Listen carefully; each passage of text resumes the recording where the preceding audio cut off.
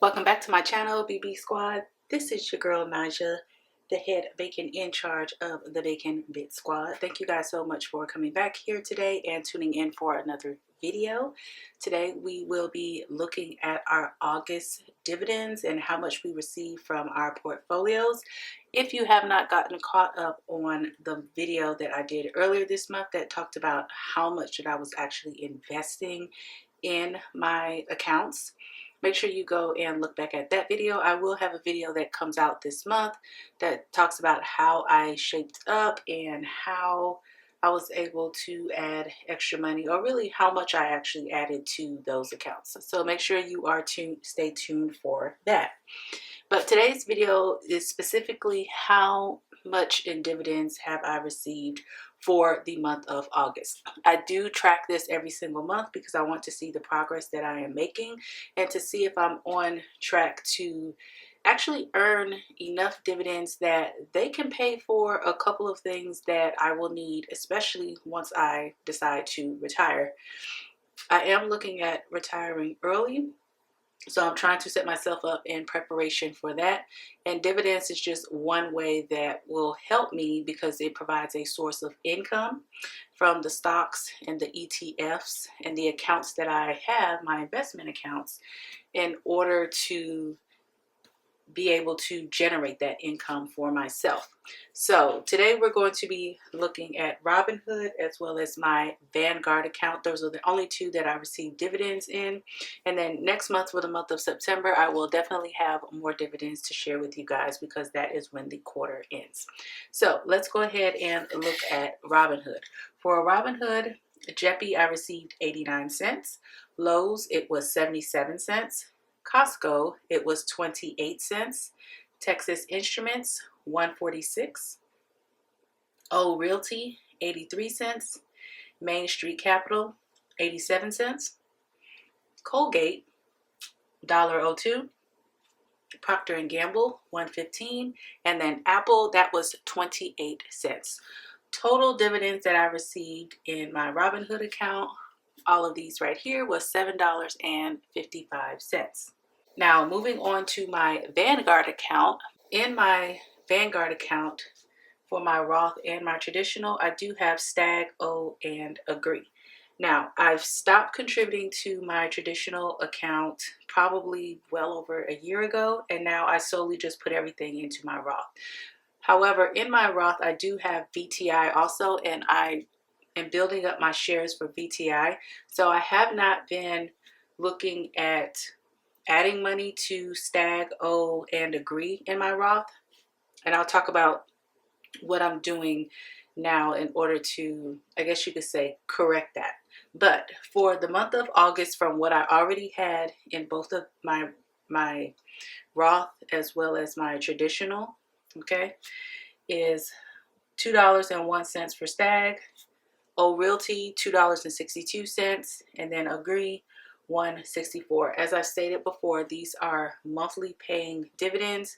They are in the commercial sector as far as real estate. So it's like I'm pouring my money into this real estate, my way of doing it without actually owning a property, and then I do receive dividends every single month. I also have another account and portfolio that I'm also doing this with, but it's more for like apartment buildings, townhomes, and such, and that is with Fundrise. So I'm doing it two ways here, or in two different accounts, actually three with Robinhood. So total, that was $6.27. The total amount that I received for dividends for the month of August from these two accounts was $13.82. Now, let me go ahead and show you the dividend tracker where I am tracking everything each month. And I like this layout right here because I can see where it increases each month. These middle months right here, it's always just a little bit lower. But the beginning of the quarter for the months, it's always, I like to compare and see. So from January to April, we see that there's growth. Same thing with April to July. Like I said, these middle months, not so much, but hey, we still have dividends that have been coming in. And then, of course, the end of the quarter months are always really, really good.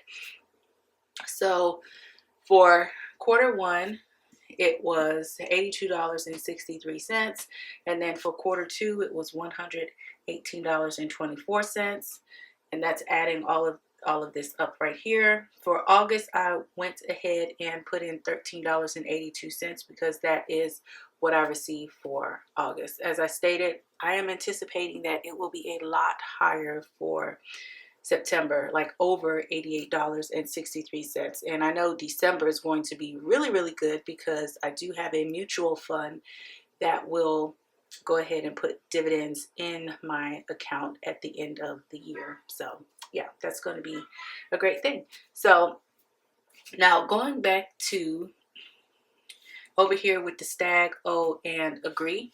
So what I did this month was I opened up a separate brokerage account inside of Vanguard to where I can go ahead and contribute separately to these and not have to worry about my Roth IRA because I have already maxed it out for the year. I can't contribute anything else to it. So I still want to contribute much more heavy than what I have been doing into these 3 dividend monthly yielding accounts. And so that's what I'm going to be doing.